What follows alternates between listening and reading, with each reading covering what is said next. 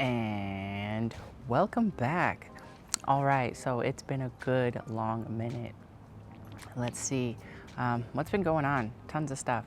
So I recently relocated, and hey, I also forgot to mention I did a video about 3 or 4 weeks ago, and there was way too much personal information about me that made it possible to identify the client that I was working with. So I decided to not post it because it would have been just way too much editing, and then the second part of the video wouldn't have actually made any sense, because the things that I was referring to were from the first part of the video where I gave away too much identifiable information. So yeah, you can see that video there. I look cute. I got a new haircut. I show it here. Yep. All right. Anyway, so enjoy this video. Yeah. Okay. Take care. And again, Happy New Year, guys. Whew. Yeah. So Happy New Year. 2025 was already off to a crazy start. I relocated to do one of the most intense things that I've ever done with my career, my coaching service. I actually moved in with a client for 6 weeks, and I've completed that journey. Holy guacamole! What an ask. The level of intensity was quite potent, and it really invited me to pull on a lot of my personal teachings and apply them to my life. So that was a huge, huge learning experience, and I'm so grateful for it. And now we're in February. Happy New Year. I'm sure you guys have noticed through January things have been pretty freaking wild already for 2025. We are in a year 9, which is numerologically speaking, which is a year of completion. So there's going to be a lot of invitations to finalize or complete things that you've started. If there's things that you want to get into for the first time, this year is not the year. This is about seeds I've already planted that I'd like to go ahead and bring into fruition. Okay, and let's see, so February, this entire year is really going to be about the collective stepping in to refining their mastery. And the first part of that looks like letting go of your shit. So lots of things that are no longer in alignment are going to be coming to the surface for release and transmutation. And that looks like people can be a little crunchy. People may or may not know why or where these things are coming from, but they're going to be a little aggressive, a little mean, if you will, kind of tantrumy, and that's all a part of the necessary evolution that we as a species are going through. So it can feel kind of like horrific and terrible and shitty in the moment, like cleaning out the garage, but long range, it's actually a good thing. So with that, I'm inviting you guys to really pay attention to what sorts of things are in alignment for you and what sorts of things are no longer in alignment. And yes, know the right to change your mind. Just because something was a yes for you, it doesn't always have to stay a yes. It can go to a no.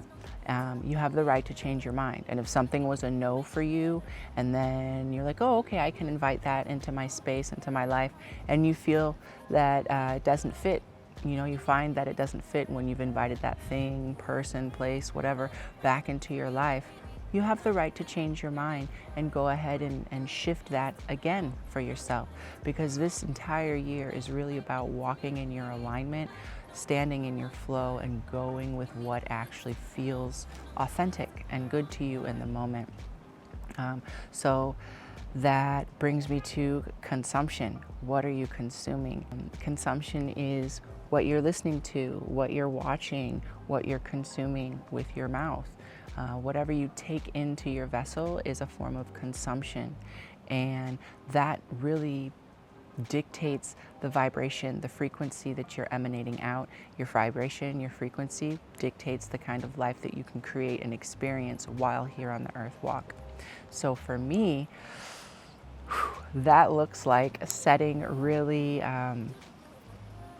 healthy boundaries around things that don't feel or look good to me, right? And that can be difficult because sometimes these boundaries end up being with people that we care about or groups that we used to be familiar with. and they no longer feel in alignment. And we have to honor that. If it doesn't serve you, you have to let it go. And right now we're kind of in a split where people are either going to start stepping into the mastery of who and what they've come to be at this amazing time on the planet, or they're going to double down and go back to sleep or go deeper into a slumber, deeper into a lack of awareness. And that's fine, that's part of their evolutionary process. But for those of us that are awake, for those of us that are aware, conscious, or just starting to wake up, that looks like people, places, things.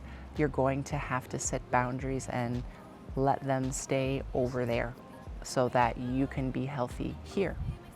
Because, and it's a big because, Michael Jackson, shout out Michael Jackson, I'm starting with the man in the mirror.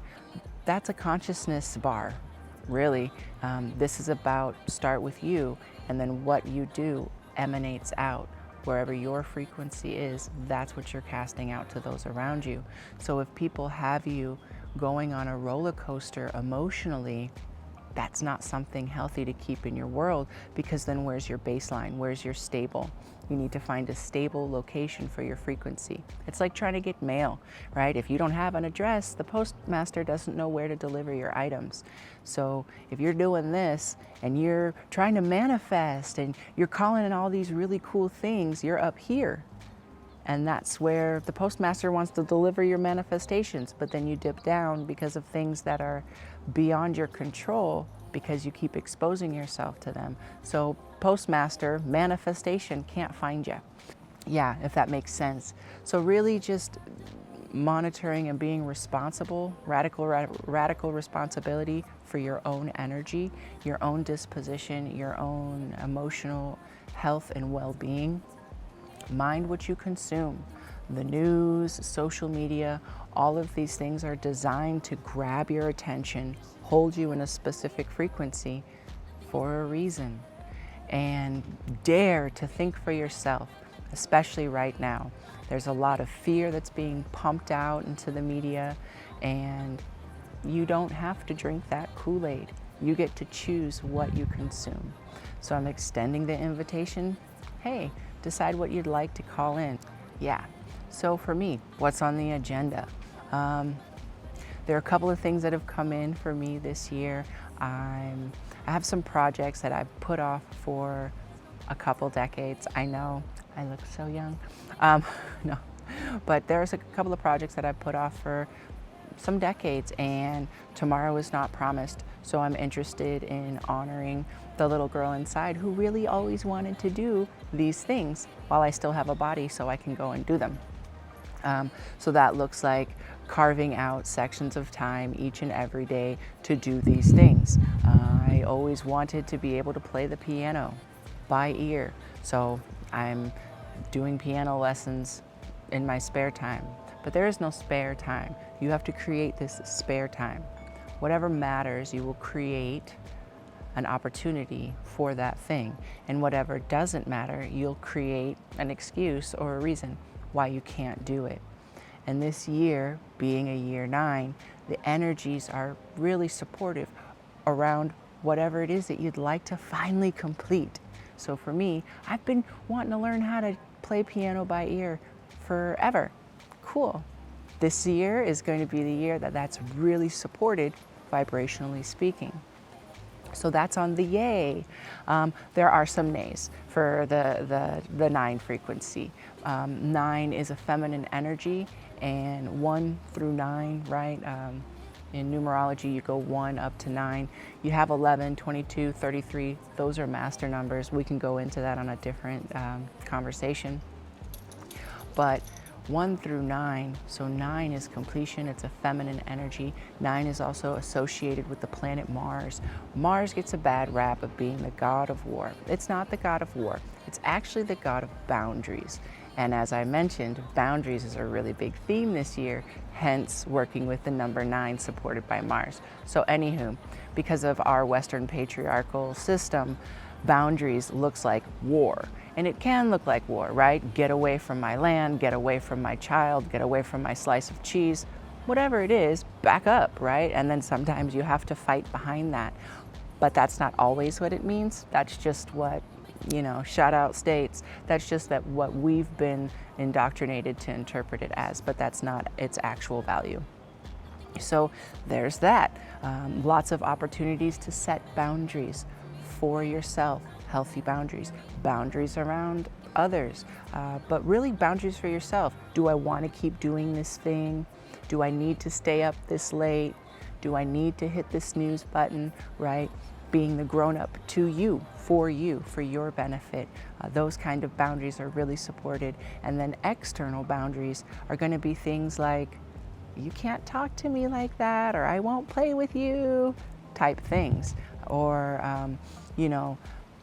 interpersonal dynamics where you've played a particular role in a family show, right? And you're typecast. You don't want to play that role anymore. You're a big boy or a big girl or a big, other now, and you don't want to fall into the groove of whatever it is that the higher ups in the family structure have always seen you as.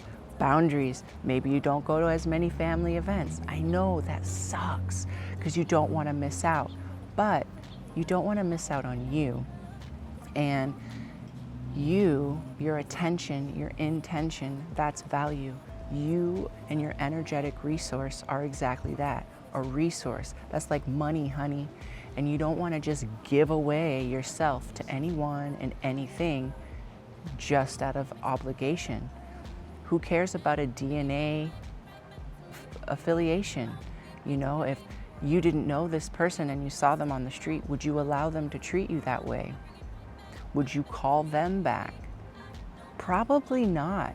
So why then would you allow that level of treatment from someone that you're related to, right? Or an old friend or a coworker, whatever the dynamic is, just because you have a familiarity with someone doesn't give them the right to treat you outside of your sovereign, authentic value. Okay? So boundaries are going to be a really big thing this year. My dog is setting some boundaries with the neighbors right now. There will be a lot of invitations to fight, like argument fight.